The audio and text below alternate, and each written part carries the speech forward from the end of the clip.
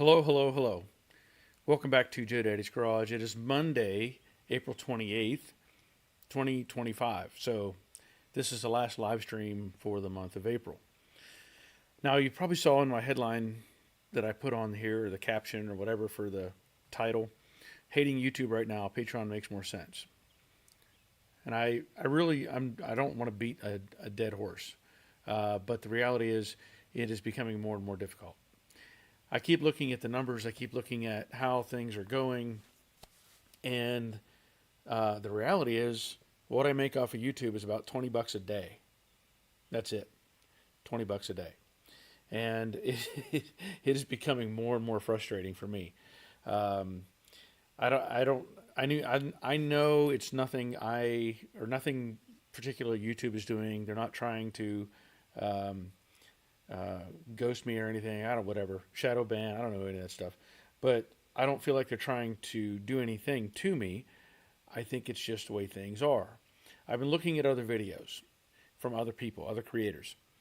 And if I have a video that is an hour long, 45 minutes long, my videos tend to be packed full of details, packed full of instruction, showing you how to do things and how to fix things. And I know a lot of you appreciate that.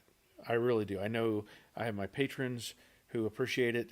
I have my regular viewers. A lot of them do appreciate it. But the reality is, as I've said before, the bulk of people that watch YouTube just want to be entertained.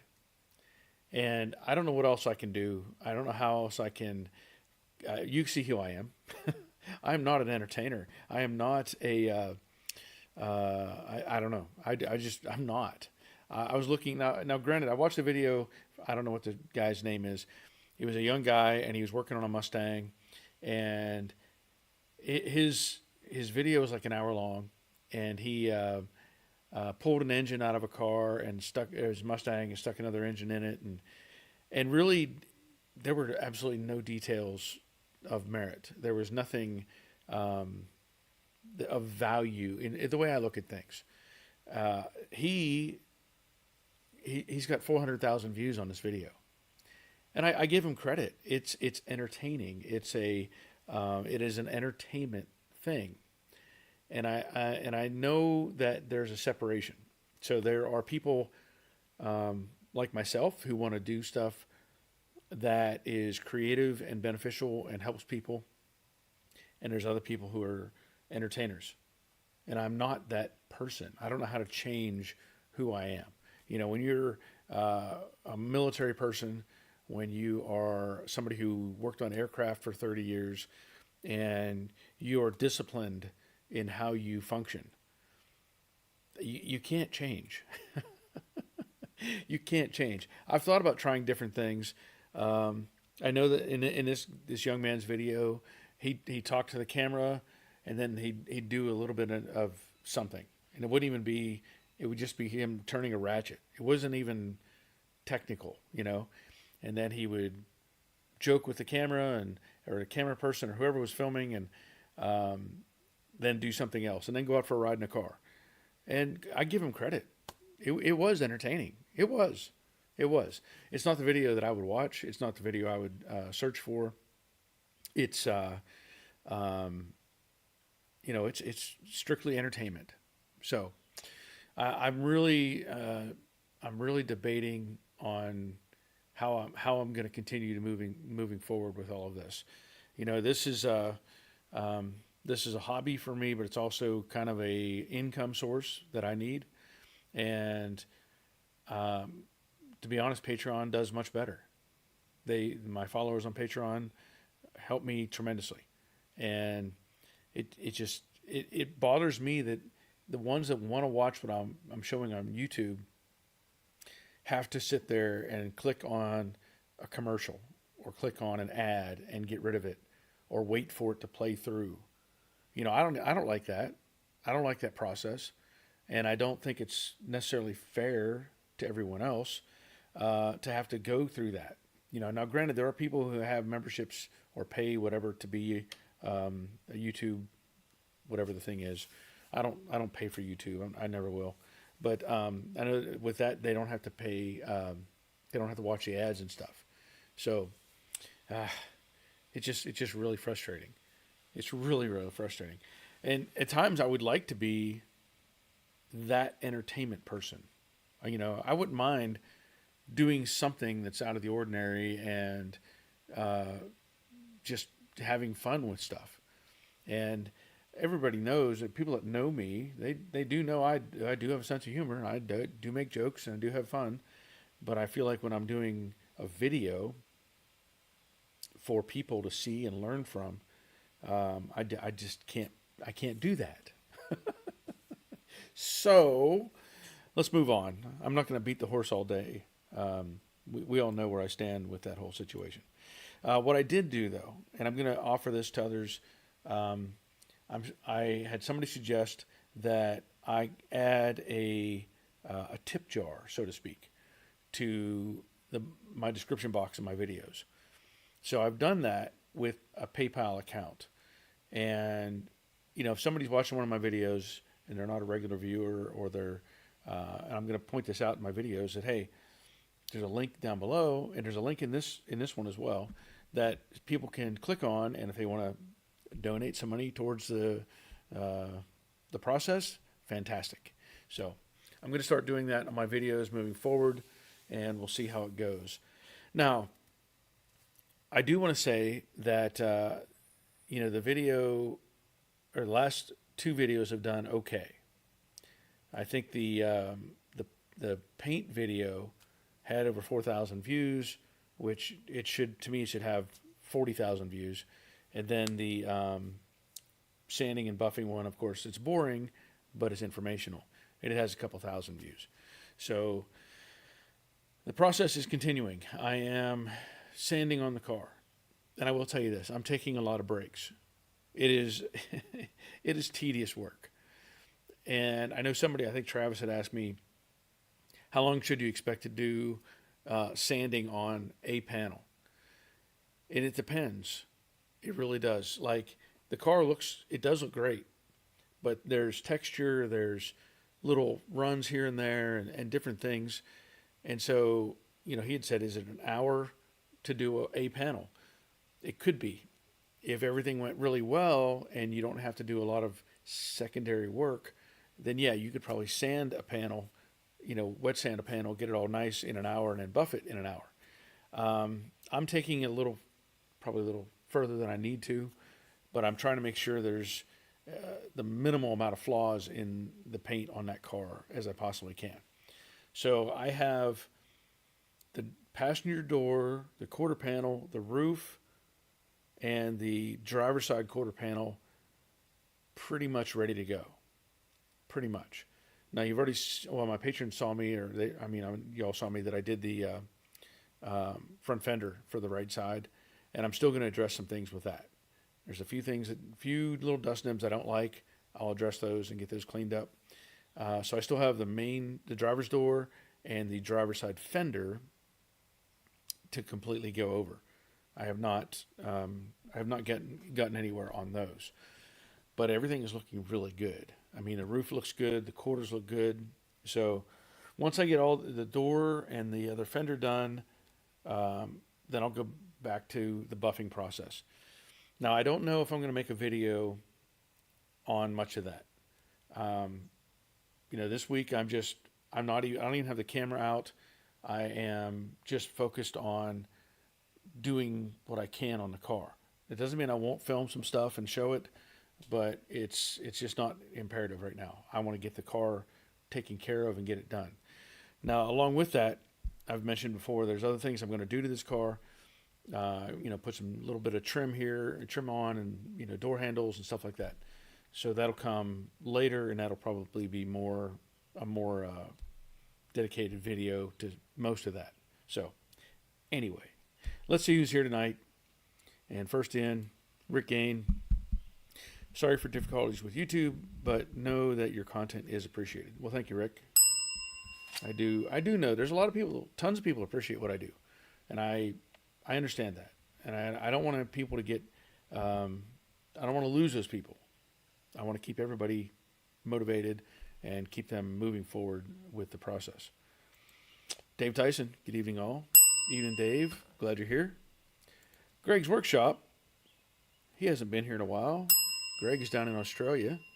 So glad you're here, Greg. Hope is all well. I hope all is well. Sorry. Started speaking Pig Latin there or something.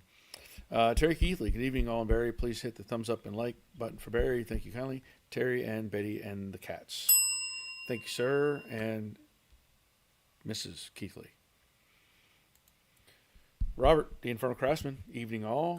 Evening, Robert. Hope all is well with you. I know you're looking forward to the summer months coming.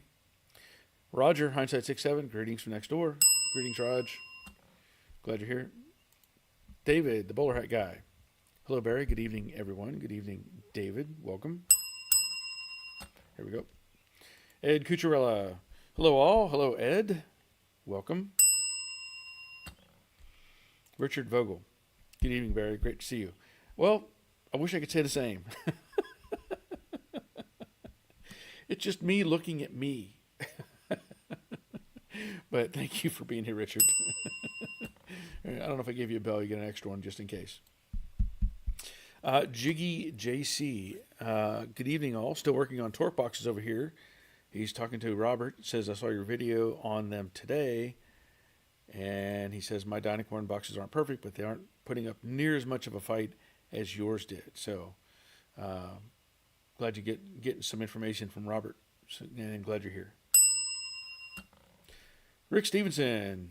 Good evening, everyone. Good evening, Rick. That's my signal for some coffee. Gotta have coffee. Bob Shoemaker. Evening, all from Oklahoma. Evening, Bob. Rusty's Restoration. Good evening, all. Barry and Barry from Southern Indiana. Loved how the paint is turning out. I'm sure that's a relief and takes some pressure off. It does. And I've had many people comment on the paint job on the car. You know, the paint does look great. I have to admit. And there's flaws with the clear coat, and that'll all get cleaned up. And sometimes I think I just get lucky. That week when I was painting the car, I was going through the process over and over and over in my head, and I was going through scenarios of making my hand gestures, let's say, for where the paint was going to go, how I wanted it to flow and follow, and also I'd watch some other videos to get some ideas, and that all paid off. It's I could see, even with that little light that I added from the from Harbor Freight, I could see the flake laying down like I wanted it to. And I was so happy when I could see that happen. I know I had some people comment that they had used the PPS cups and they had pulled the screen out because there's an internal screen for those because they weren't getting the flake pattern that they wanted. I didn't even think about that. I know when I did other pieces, the smaller pieces that I painted weeks before, I didn't see any issue with the pattern. And so I was committed to using those screens. So that is one thing. It could have been changed possibly. Now, would that have helped me? I don't think so. I think what that may have caused in my mind, because if it had a lot more, it didn't stop any of the flake from coming through, but I don't know if it restricted it enough that it maintained a constant, let's say. Like if I had taken that screen out, could it possibly have just created blobs of metal flake? I guess it's possible. That screen takes that away from it. You don't get that effect, at least from what I can see. Also, another thing that I did when I was spraying, you keep that paint shaken up. You don't want to give it a chance to settle in the gun at all. So I would keep the gun, shaken up, and that helped a lot too. Mark, Black GTX, good evening, everyone, from stormy Minnesota. Well, you can keep the storms. I don't want those. Glad you're here. Robert, I was talking to Jiggy. The two-piece ones they sell now are not bad. My old ones, however, yeah. Steve Reed, hello Barry and everyone. Hope all's well. And thumbs up for Barry. Thank you, sir. I'll say it, Paducah, Kentucky. Gig'em Garage, good evening, Barry. Kevin Barth here. Welcome, Kevin. Troy Justit. Hey, from coastal Georgia, I love to watch you on Patreon. No commercials. That is one huge benefit. No commercials. Nothing stops. You know, there's no button to push. You just watch it. So that is one huge benefit. Jiggy says, "Don't change patron here." So appreciative of everything you've done and continue to do. Well, thank you, sir. I do know that there is a lot of people that like what I'm doing. Amateur Restorations, good evening, Barry and all. Paint job is looking awesome. Thank you, Amateur.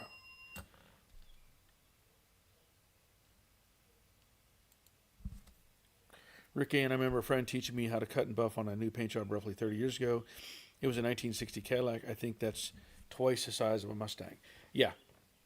Oh, yeah. And it's, you know, it's hard to draw the line for me when I start doing something. Like I think I mentioned in the buffing video that I did that I wasn't going to mess with the tail panel. I know me. I know better. I started looking at it. I started finding dust nibs. And I was like, oh, nope, got to get that one out. Oh, got to get that one out. Orange peel. Okay, go over the whole thing. So I ended up going over the tail panel as well. And the deck filler panel's done, which that had to be addressed. So, yeah, a 1960 Cadillac, that's a lot of paint. That's a lot of paint. Matthew Webb, I do for sure. Well, thank you, Matthew. Ronald Alcorn, good evening. Good evening, sir.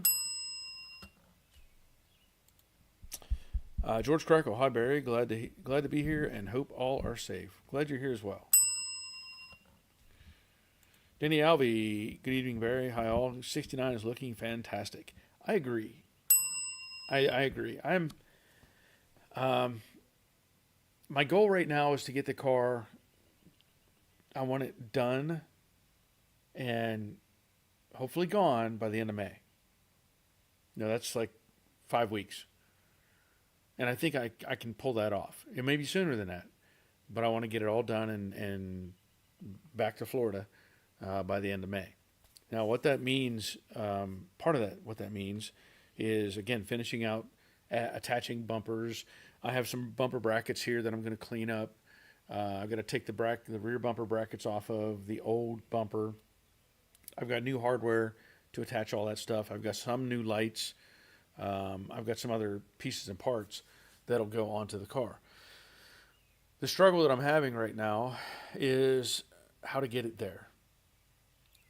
I could rent, so to speak, an open I don't know if I'm going to be the one taking it back or not, first of all.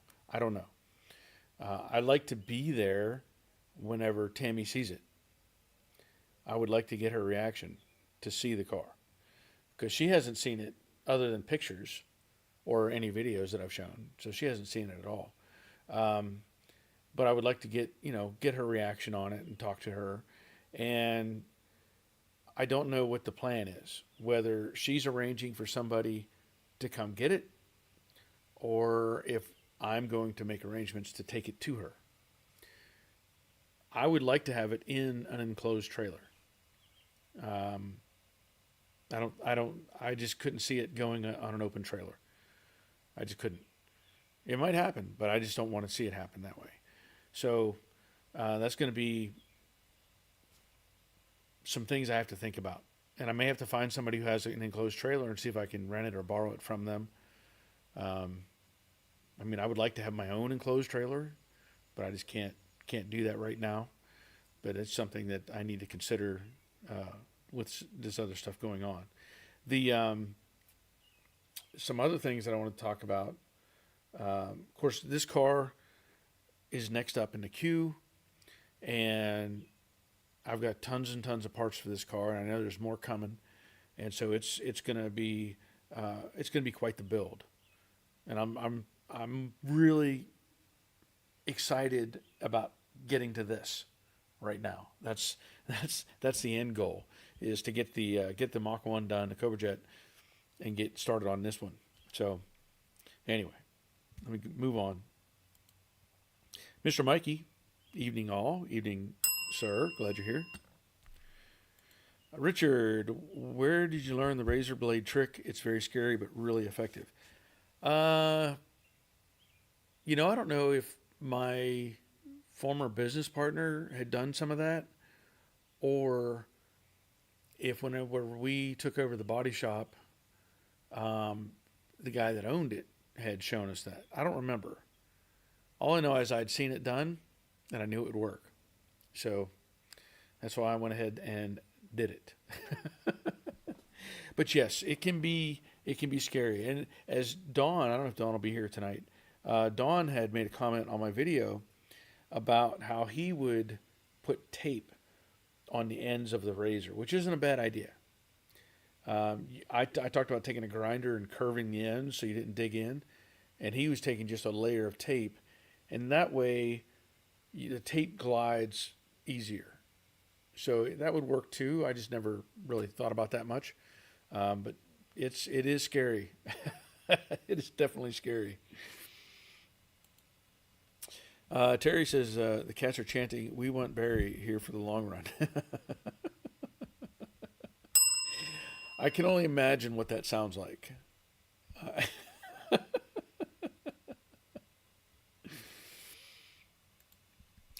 Mercury Man, Garage and Outdoors. Good evening, guys. The weather has come around. Time to get going on car projects. I agree. Get them done. Rick, I know he didn't see me commenting. He said he posted this. It was too soon. But he was asking about the transport of the Cobra Jet down to Florida. Yeah. I've looked at car haulers. I've looked at enclosed trailers. And I found a few good ones and probably a decent deal. But I just can't justify it. It's one of those things. It's like this. Let me just give you an example. What I do a lot of times when I go shopping, right? If I go to, heaven forbid, Walmart, and I see something that catches my eye, because they set up the store so that things catch your eye, and you're like, yes, I want that. It could be Walmart, it could be Home Depot or Lowe's, any store. They want you to get interested in something, and so you'll grab that package, and you're like, oh, I want this. I want this right now. What I tend to do is I walk around the store because I went there for something else. Usually I go to the store for something specific. So if I'm going to Walmart, I may be looking for a pair of pants. That's it. I don't really care about anything else. But I may find something and pick it up and go, ooh, I think I want this. So what I do is I walk around with it, and I have it in my hands, and I'll be looking for whatever other thing that I want. And then I process. And I go, do I really want this? And sure enough, within 15 minutes of me looking at other stuff, I recognized that this in my hand was an impulse thing, and I put it away. We do that all the time. We, as consumers, I want this, I want that, I want this, I want that. Now, that doesn't always stop me, but many times it will. That's where I am right now with an enclosed trailer. I want to pull the trigger on an enclosed trailer. And then I go, what's going to happen with it? Will it be used often enough to justify the cost? Or do I have to consider the idea of renting it out? Or do I have to consider the idea of towing other people's cars somewhere, like offering it as a service? Then I think about, well, how much time is that going to take? How much is the payoff? Blah, blah, blah, blah, blah. You do like a flow chart, and you try to consider these things, or, whatever, and you're like, I can't justify it right now. Now, I could probably justify an open trailer. Probably. And I know with an enclosed trailer, the real problem would be I might use it to haul one car, and then I would park it right outside the door here, and it would get filled up with either another car or parts. And then when I want to use it, I have to undo everything. So, you know what? It becomes a storage area. Now, I just have to really think about it.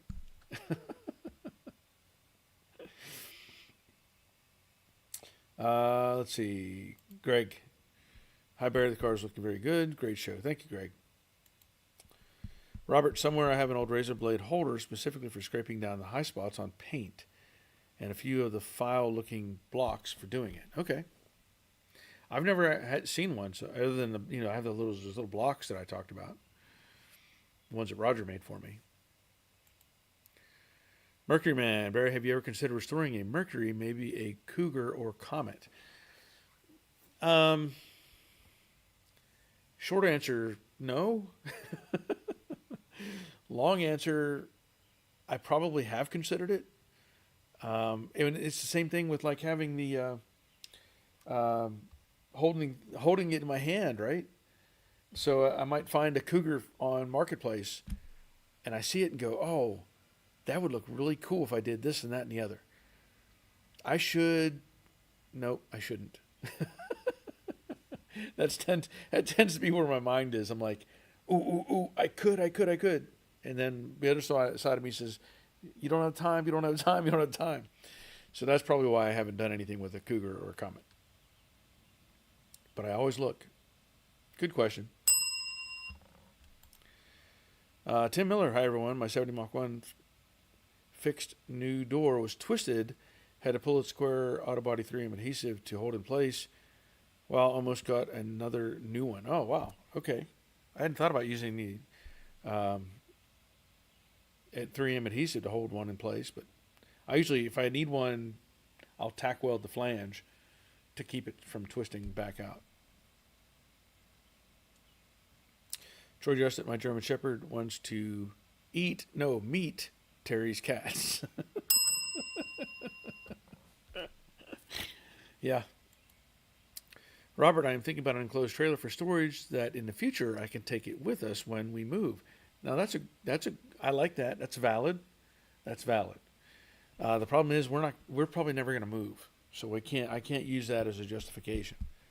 But I like the thought. I do. And if I stumble across the right one for the right price, I might still have to buy it. Might. Rusty, enclosed trailer could be an additional bay for your garage. Yeah, I know. Yeah, I know. Yeah.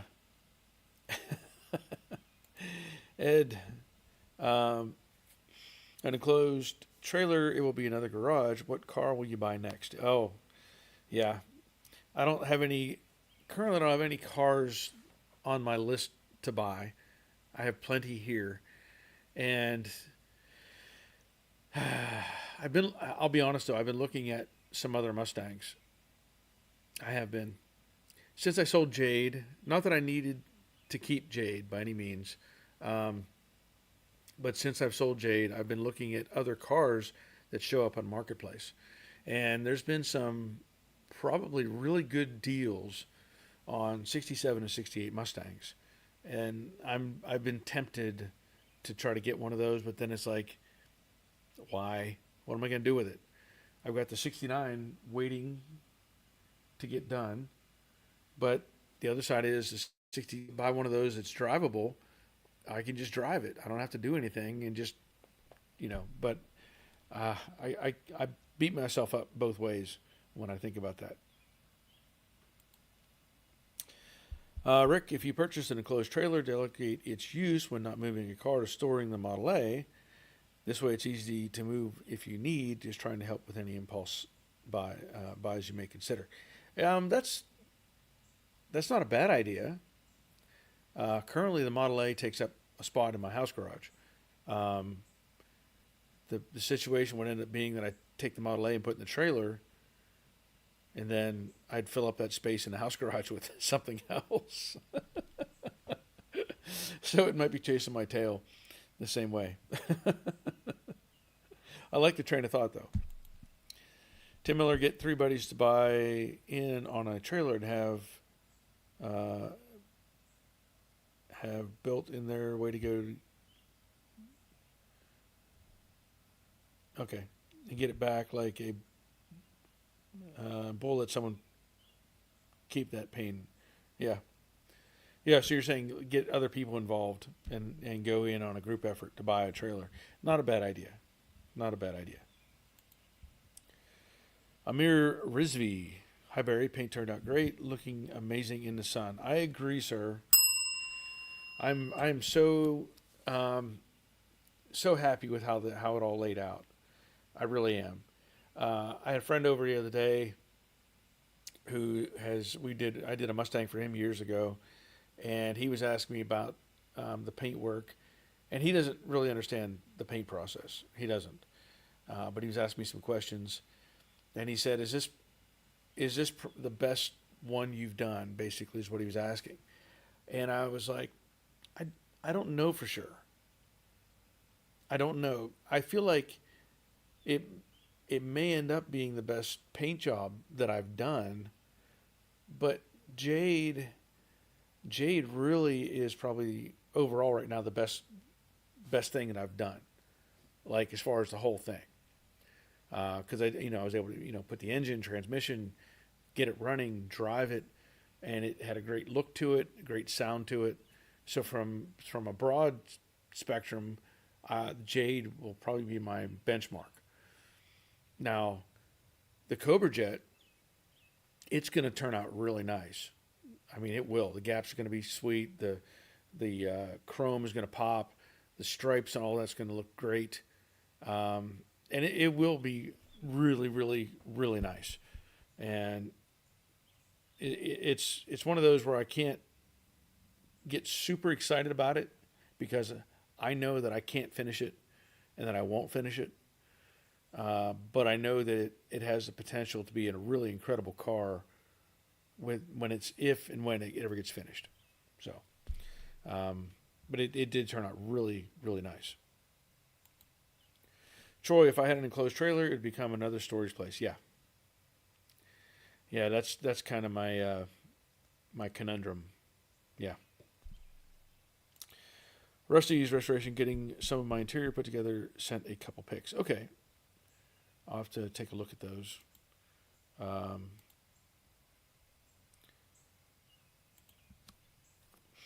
Ed sent me a picture of gas prices.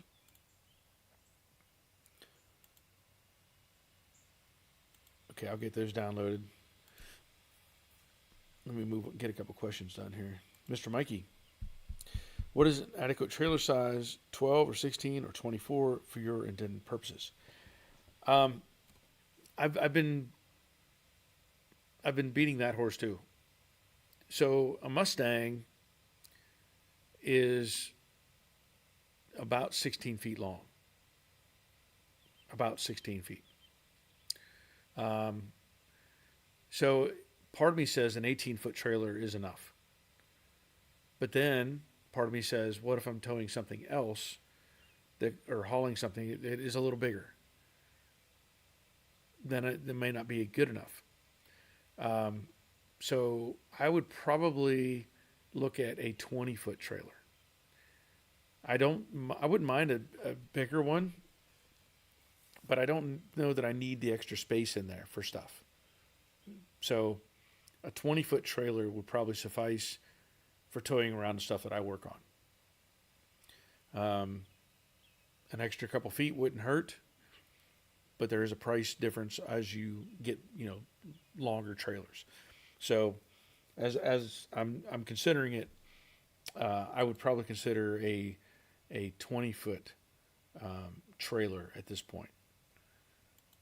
At least that's again, that depends on if I were to actually get one.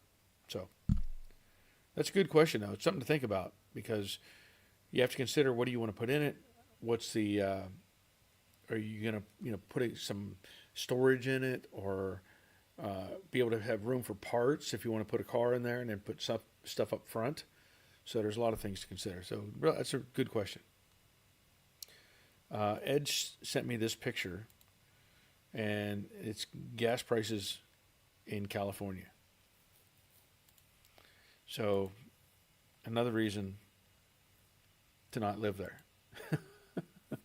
I just got gas the other day here in Georgia. Regular unleaded is currently about $2.70 a gallon, something like that. We pay cash, like $2.72 or something a gallon, which is a really, pretty decent price. Wait, let me see if I got the right picture. That's not the one I want. It's the wrong one. Hold on. I have some other pictures that were interior shots. So Rusty said, sent a couple pics. So here we have the interior. I'm going to take your comment down so it's not blocking that. Yeah, that looks nice. I like that. That looks real nice. Here's another shot.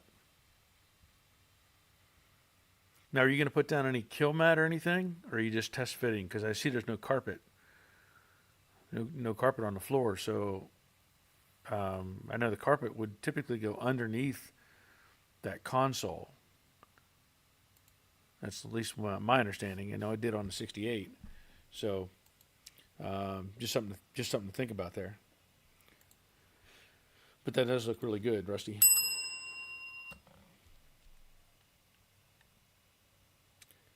Let me go back up here. Mark says you keep the Model A in my garage. I don't know about that. I might be cursed from my family if I were to do that. Dave Tyson, talking about other cars, have you had an update on Studebaker? I know it's painted. If everybody doesn't know, I took it back to a friend, sold it to a friend back in Pennsylvania, and I had visited him, I don't know, last year. I don't remember exactly.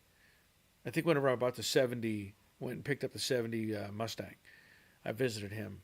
And he painted it, but it had problems. Just I'll be blunt. It had problems. He had something wrong with the paint, and I don't know if it was an old material or something, but it really didn't have the shine to it that it should have. So he was going to repaint it, from what I understood, but I have not seen any updates from him since then. He did fire it up for me. It was running with a supercharger on it, and it looked good under the hood and all that stuff. But yeah, he wanted to repaint it because it didn't look great. But thank you for that, Dave. Good question.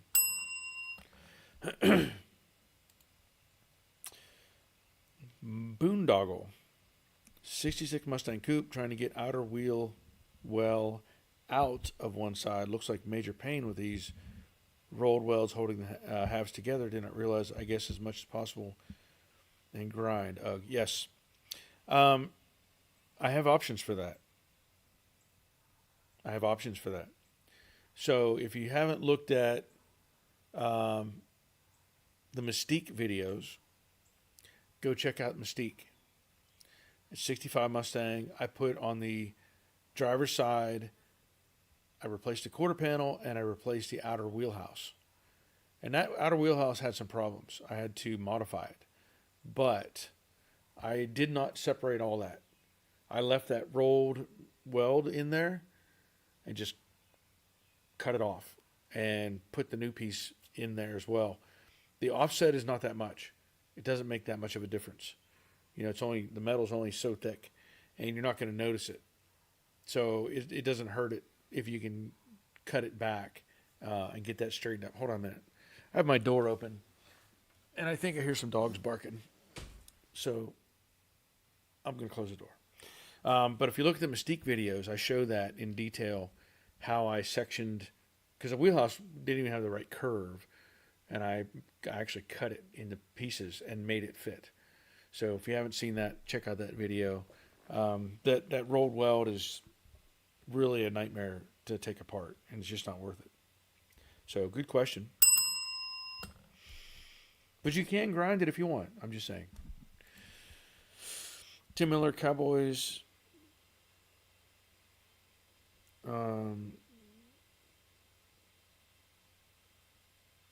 Cowboys say let's borrow a bull so you don't have it tearing up fences. So let friend keep the bull. Okay. I see what you're saying. Let the friend be responsible for it. Talking about like the trailer. Mark, 23 to 24 foot would be easier to sell when the time comes. Yeah, I agree. But I also think that it's probably something it would be unlikely that I would want to sell it. Somebody else could sell it after I die. So, but yeah, you're right. It probably would be. I think the 20 foot is probably in my range. Robert says 20 foot is what I would go for. The longer it is, the more hassle it is to pull. Accurate. I don't think I can get a 24 foot around our trees and into the backyard. Yeah, that would be not fun. Mercury Man, you'd want at least a 20 footer. What do you have to pull a trailer? Oh, I've got my 2009 GMC 2500 HD extended cab. So no problem. I can pull whatever I need to with that truck. It'll pull it easy. Gigum says gas prices are $2.49 in the Dallas area. Steve Reed says gas prices $2.69. Mr. Mikey, $2.59 just east of San Antonio per gallon, American. Robert just paid $2.35 for gas today. Been around that price for a while now. Still not cheap enough to make up for the summers here. Yeah.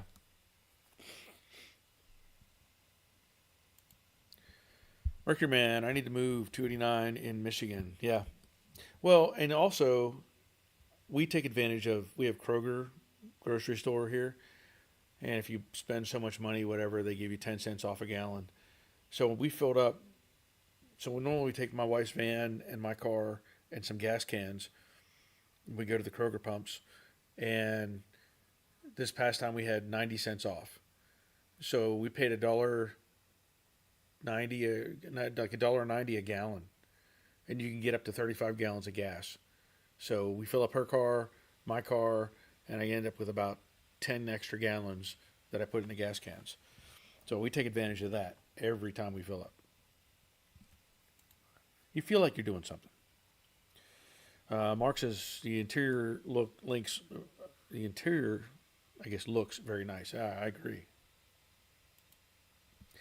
Mr. Mike, I kept a 32 Ford Roadster in my garage for a year. Glad when it went bye-bye. Yeah. Believe me, I felt that way about the convertible project. Rusty, yes, I put the factory underlayment and the carpet is setting in there now. The console was just mocked.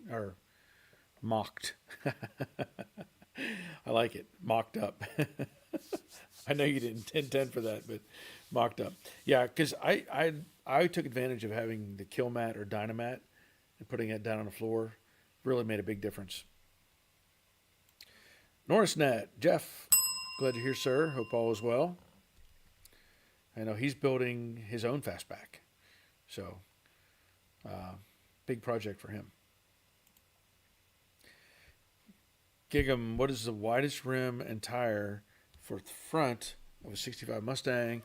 I see 17 by 8 with 235 tire will work in the rear, but may rub in the front, especially the front lower part of the fender when turning. I don't have an answer for that.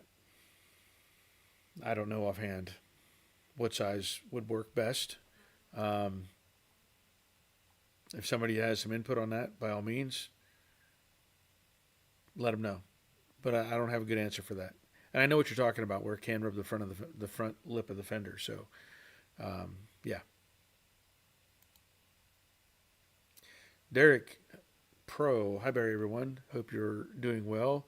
Love how the paint has turned out. Great work. Thank you, sir. He's also from the land down under. Glad you're here, Derek. Boondoggle. Thanks for taking time to get the advice here live. I appreciate it. And we'll look for that video. Yes, by all means. Yeah, the Mystique video series.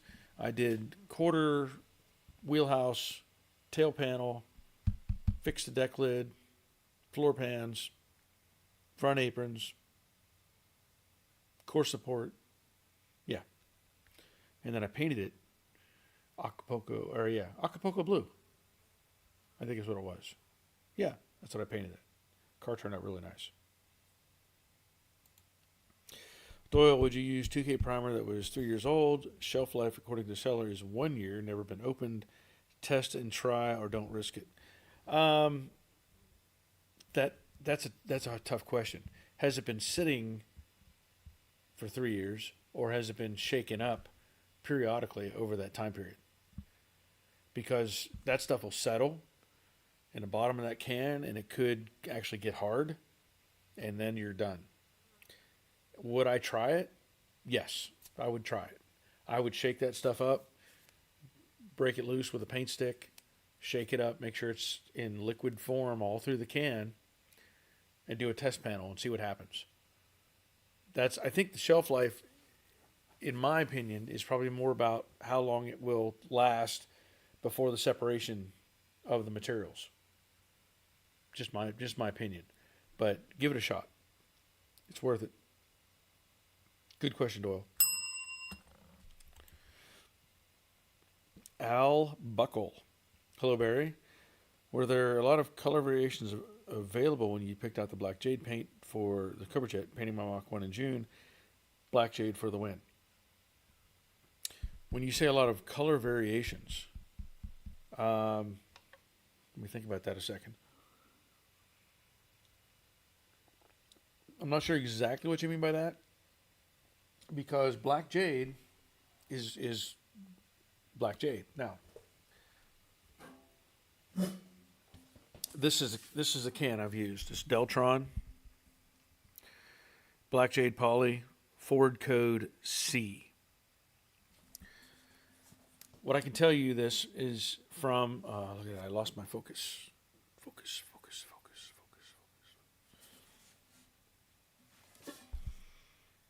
See if it'll focus back on me. I messed up. So, what I can tell you is the quality of your paint will depend on what brand or what line you use, right? So, the Deltron is more high end, and what you end up with is the black that's in it is true black. The lesser brands, the lesser quality paints, instead of black they use brown. And this is from PPG Rep. That's what they tell me. So consider that when you're buying the paint. You can go to some random paint store and buy black jade, same code, whatever. They may not tell you that they're using a brown instead of a black, and that plays into it, how it's going to lay, how it's going to look when it's done. So, I do recommend this Deltron. I can tell you that gallon of paint was $1,000. So, keep that in mind too. I know everybody has a budget. And when you start thinking about it, you're like, is it worth it to spend that much money? In this case, I do think it's worth it. You could, again, get something. I had one paint shop, just like a mom and pop's place. They said they would provide me with paint, and I think it was black jade. And it was like, I couldn't believe what they were saying. I think they said $400 for the paint, the clear coat, the hardener, and the reducer. I didn't buy that stuff because I already know that the clear coat is not a very good clear coat. This Deltron 2021, DCU 2021, it's a high solids clear, so it's tough to spray, but it does lay out nice. So, those are some things to consider when you're looking at painting something. Good question, though. Thank you, Al. Derek, we are still averaging $2 per liter in Australia for gas, always over $100 to top up. Wow. $2 a liter. So that's close to, probably, it's got to be close to the California prices, is my guess. Maybe that's what it is. California is basing their cost off of gas in Australia. Maybe that's what they're doing. FE 428 Power says garage.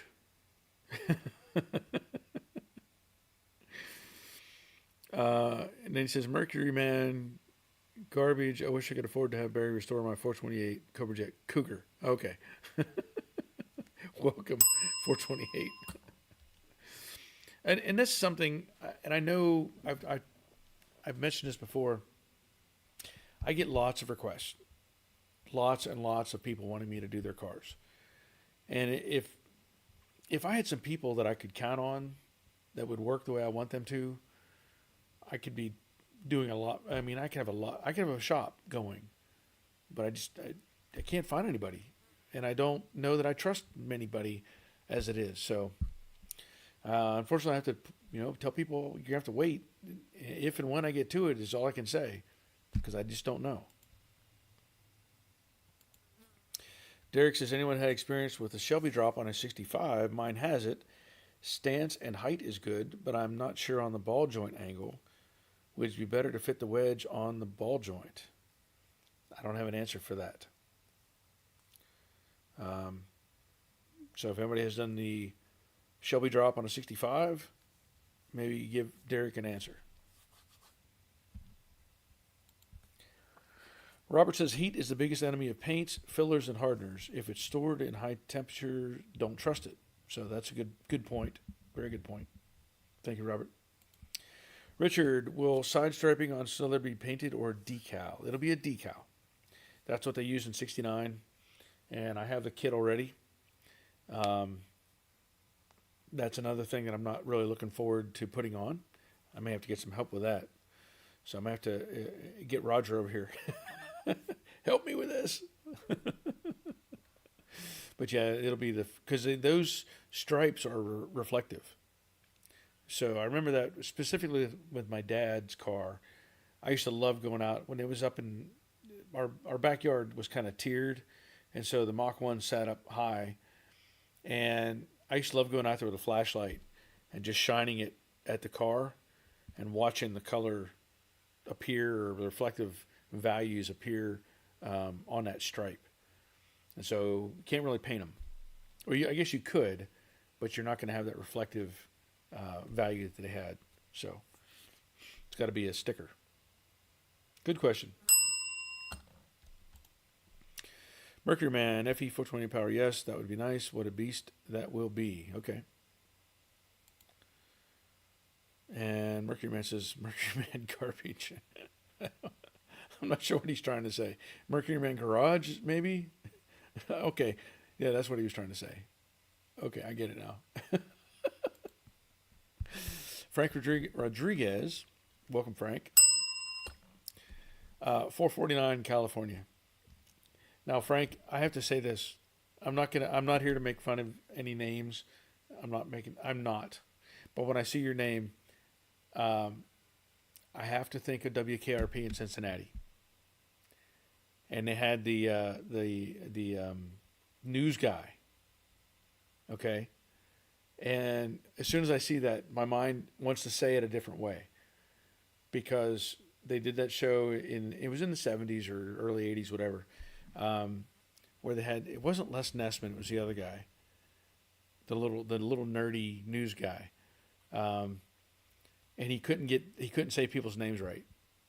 So there was a golfer named Chichi Rodriguez, very good golfer, and he had this thing he would do with his golf club like a sword and put it in a sheath. Let's say he would pretend.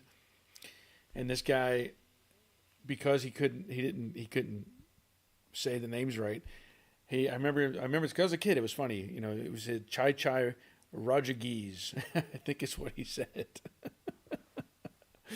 But Rodriguez sounds a lot better. So, my apologies. I'm not trying to make fun of the name. I think it's a great name. I just think my mind just went immediately to WKRP in Cincinnati. So again, welcome. Thank you for the input. Travis Holtman. Hey all, not able to watch live. Got to build airplanes. I'll watch the replay. Thank you, Travis. My number one patron. Thank you, sir. Del Marine just stopped in to say hi during our Monday meetup. However, I have extra kiddo and wife duties tonight, so I have to run. I'll watch your video tomorrow. Take care. All right. Thank you, sir. Glad you're here. Rich Watley. Derek Pro, you can get that. You can get wedge that goes under the ball joint and corrects the angle. It used to be marketed as the negative wedge kit. Okay. There's an answer. Gerard Peters says, hey gang. Hello, sir. Glad you're here. I hope I say that right. It's a tough name to pronounce.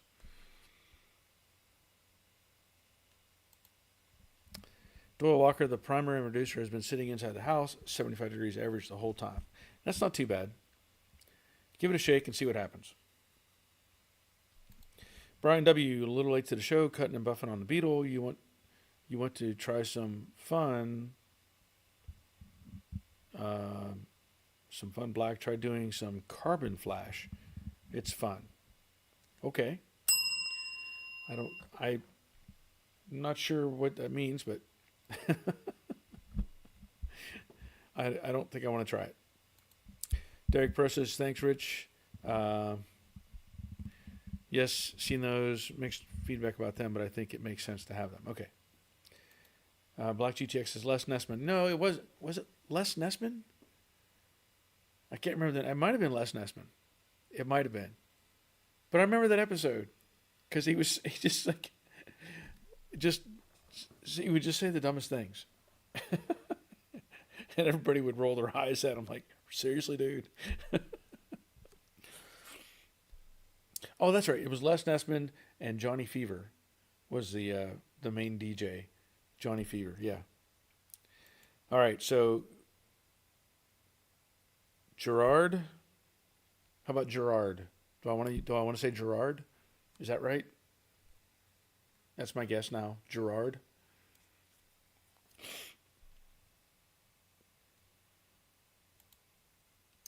Black GTX says Les Nessman, yes. Roger says yes. Les was a news guy on WKRP. Herb Tarlick was the sales guy. Okay, yeah. That was, it was a funny show. It was, and I mean, there was somebody else. There was another name that he mispronounced. Chai Chai was one name, and there was something else, and they're all looking at him like, "Are you an idiot?" Al Buckle with the invisible office walls. I don't remember that part of it, but I'll take your word for it. And Robert says it was Les. Funny show, yes. For the love of God, I thought turkeys could fly, right?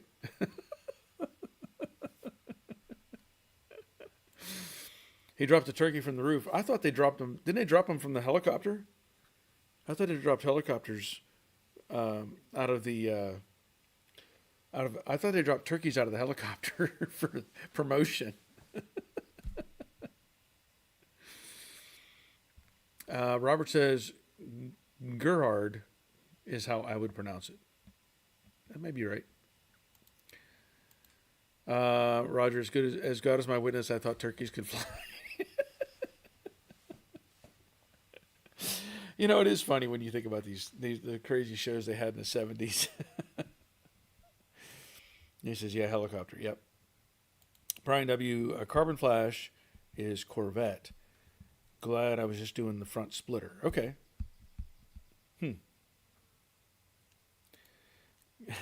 Search for Google on how to pronounce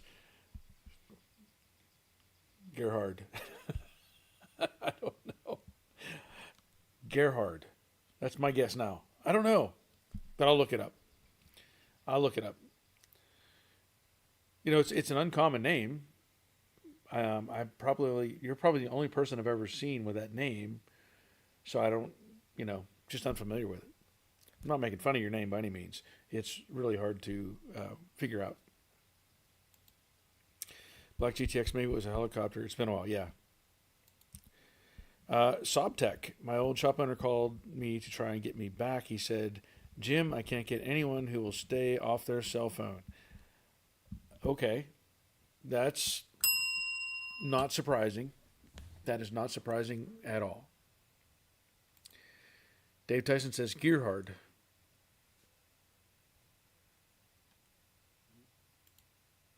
Hey, like I said, my name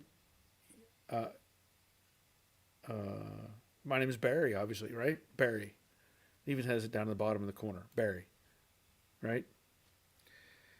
Let me tell you, I cannot believe how many people, if I tell them my name is Barry, they'll write it down as Berry. Barry. And I'm like, no, it's not Barry, it's Barry. And again, it's not I understand it's not a common name, but surely I'm not named like a blueberry or a blackberry, It's it's just one of those things. So like if we go to a restaurant, I'll tell you this. We go to a restaurant, if my younger son goes, he'll make up a name like Felix because he wants to just mess with him. But when I go, if I'm getting an order or getting seated, what name can I put down? I just say Bob. Just put Bob. That's all I need. You don't need to write anything else. Because if I or my wife were to come up and say our names, then they want to say, how do you spell that? And it's like, does it matter? Does it really matter? Do you think it's going to matter whenever you're telling me that my table's ready if you can't say that it's spelled wrong? That's why I look at it. So I just say Bob. It's just Bob.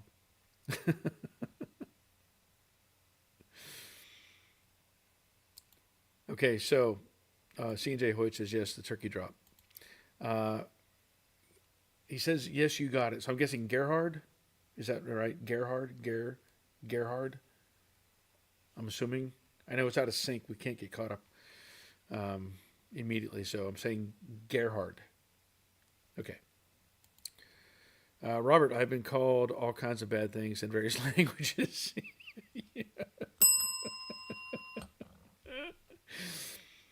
Yeah, I'm going to relate something that I find. It's probably one of the funniest things I've seen. I'm just going to relate this because I remember seeing it as a Facebook post that I did several years ago, and maybe you all have seen this, maybe you haven't. We were waiting at an airport and waiting to get seats, right? And you have all kinds of people talking and doing all their stuff, right? And sometimes you just people watch. You're not there to bother anybody. You just watch. Well, there was a group of people, I think it was a group of women who were, I think it was two women, and they were apparently deaf. And they were angry about something. They were having an argument. And let me tell you, I don't know what was being said. I don't know what was being implied. I have no idea. But the gesturing, the facial expressions, the hands flying around, it was a heated argument. And you sit there and you think about that for a minute. That if somebody who's in deaf, or they're deaf, you can't interact with them. You don't know what's going on, but you never really consider the idea that they might argue with somebody or be arguing with each other. But man, they were there. Those hands were flying, and it was just like, ooh, I got to get out of the way. I'm going to get hit. So I just thought it's one of those things that just kind of popped into my head. When Robert said he'd been called all kinds of bad things. I've probably been called bad things with hand gestures. Okay, Gerhard says he gets it all the time. Rick Gain, DJ on radio station in New Jersey, has same last name. Well, he retired now, but he used to be a DJ. Oh, okay. Frank Rodriguez, no worries, all great fun. Love the lives when I can catch them. Well, I'm glad you're here, and I'm definitely not here to make fun of anybody's name or none of that stuff. So, thank you for allowing me to enjoy that moment. Gerhard says yes. So there we go. Gerhard, got it. Brian W. Try Brian. I get brain a lot. Just take it as a compliment. Okay. Yeah. I have actually seen that where people have done that. You tell them Brian and they write the word brain. I think a lot of that is, your mind doesn't, there's not a lot of words that spell like that, B-R-I-A-N. So if you're writing it down, your brain may process it too fast. Because I know I do this myself. I'm not saying I have dyslexia by any means, but I know that I will write letters too fast and get them out of order. I'll be typing or writing, and I will actually I will skip the first letter. I might write the word together, and I'll start writing O-G-E-T. Oh, I'm like, wait a minute, I forgot the T, and come back and do that. So the word brain, or Brian, it may be something along those lines where it just doesn't process as well. But I have seen people get referred to as brain, and some were in jest because they were not. Robert, back when we were racing dirt bikes, they had you sign the waiver at the gate. They never said it had to put my name on it, so I signed it Jimmy Hoffa.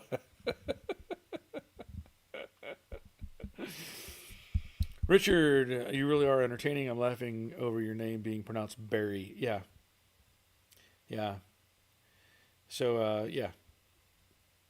Because we remember, as I think in school we were taught that there was there was a disease called beriberi. Beriberi? I don't know. Derek says we're the Italian. That's how we argue. No, they were just deaf. They were just deaf. Hands were flying. There wasn't a word coming out of them. Doyle, everyone spells and pronounces mine Doyle, but it's not. It's loyal with a D. I just don't try anymore. My mother was creative in the 1950s. Yeah, because they think of Peter Doyle. So yeah, I get it. Mason, you haven't been here in a while, man. Hope all is well. How's it going, Joe Daddy's Garage? How have you been doing? I've been doing great. It's 82 degrees here, very warm here. Okay. Yeah, that's great. I haven't seen you in a while, Mason. Ed Cucharella, I just have to go with Ed C. Yeah. Mason, we had to kick our central air conditioning on here at home. Do you get your Mr. Cool out in the shop? Yes, I do. I have only had it on like once so far this year. It's been doing, the weather's been okay, so we haven't had much issue with it. But yeah, I have it ready to go all the time. Doyle says pronounced Barry. It's Barry. Bear.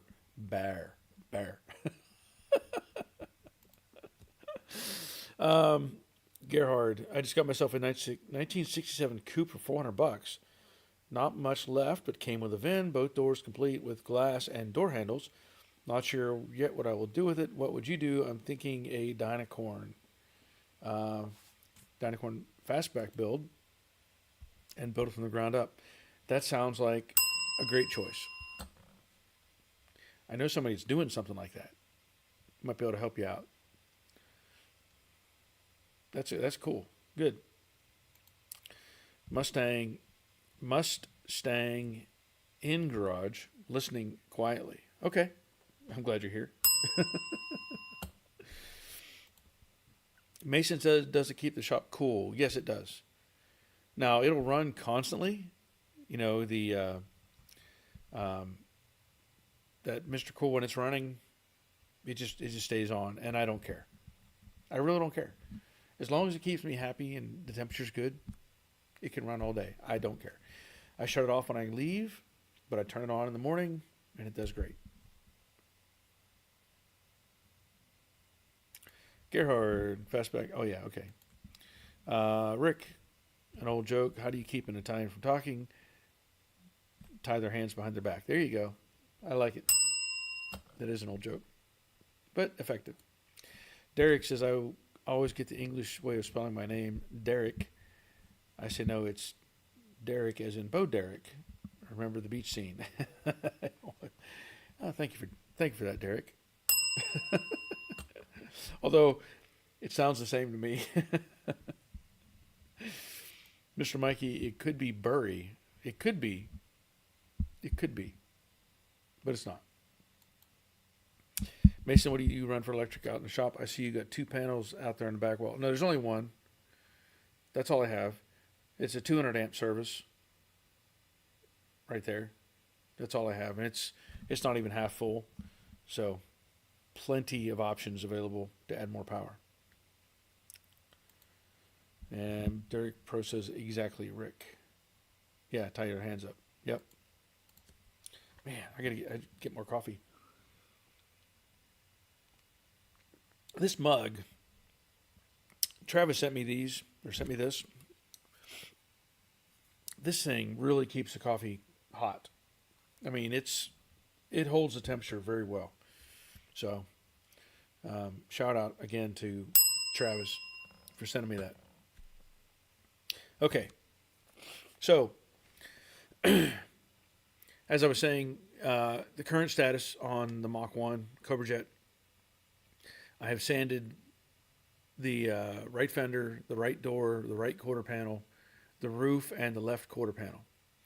And I still have the driver's side door and fender to do, and I'm going to do a retouch on the passenger side fender.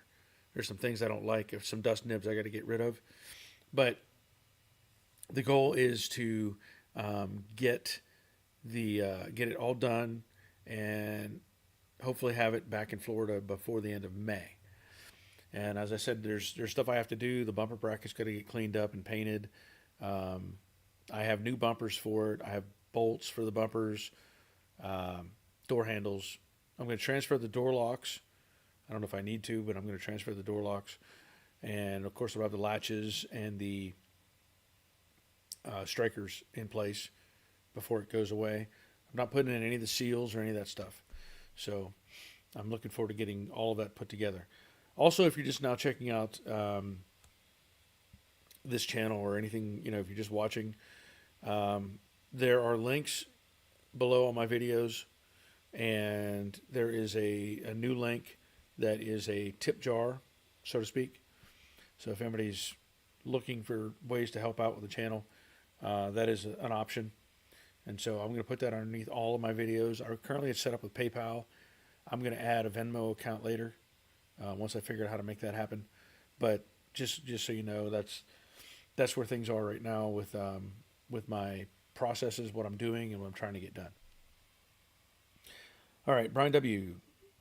Have you ever tried the Tamco clear coat?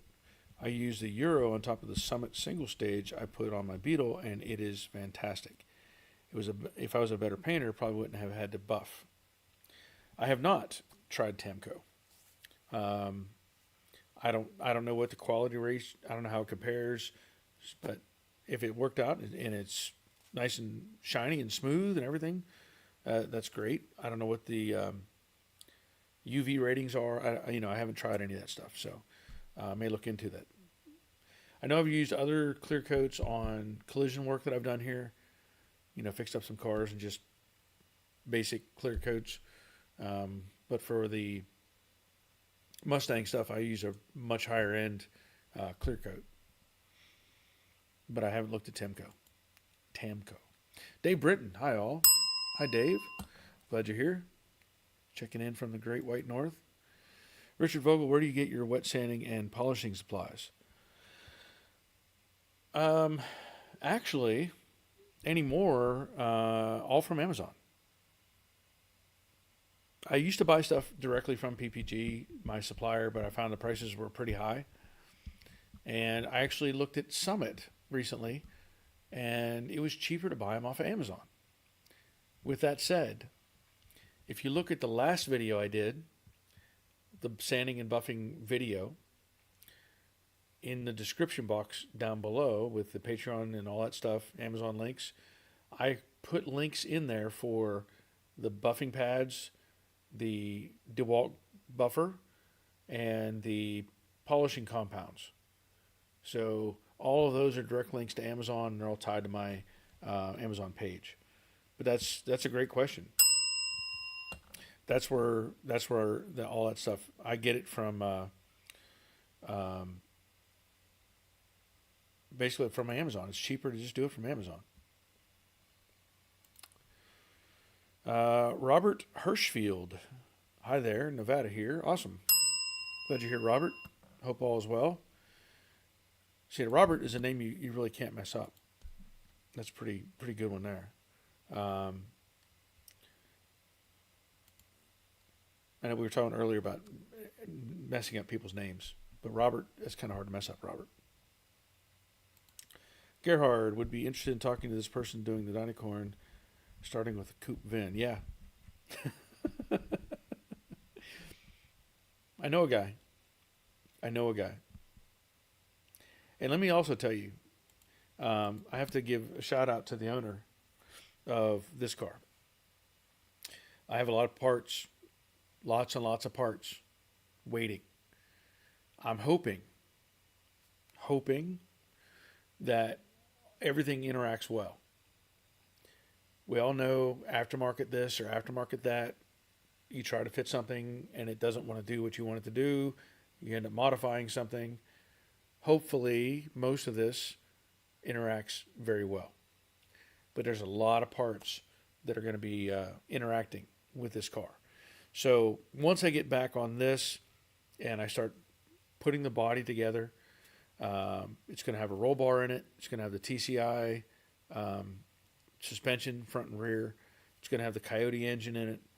It's going to have, I think he's doing dynacorn or digital gauges in it, vintage air, new aluminum radiator. There's all kinds of stuff, And I know he's excited about it. I'm excited about it, and I know everybody wants to see it start happening sooner than later. But I still have to get the Cobra Jet taken care of before I can jump back into this with both feet. So that's. But I am really looking forward to it, and I do appreciate having parts on hand. I've mentioned it. If you all know, if you followed me for a while, that when I was doing that convertible project, and the guy just completely dropped the ball, left me hanging for almost 2 years, that I couldn't do the car, and that's always been kind of a problem for me because it made me reluctant to take on projects, as you can guess. So when I was doing Car for Charles, I had no problems. Charles provided me with everything that I needed, and quick, and no issue there. And we are ahead of the curve on this 68, way ahead of the curve. So things are going to be looking pretty good for this project to be moving forward. So I think I'm going to end up calling it a night. I can feel my voice is starting to go, and we've been at this for an hour and 20 minutes. I want to thank everybody for being here again.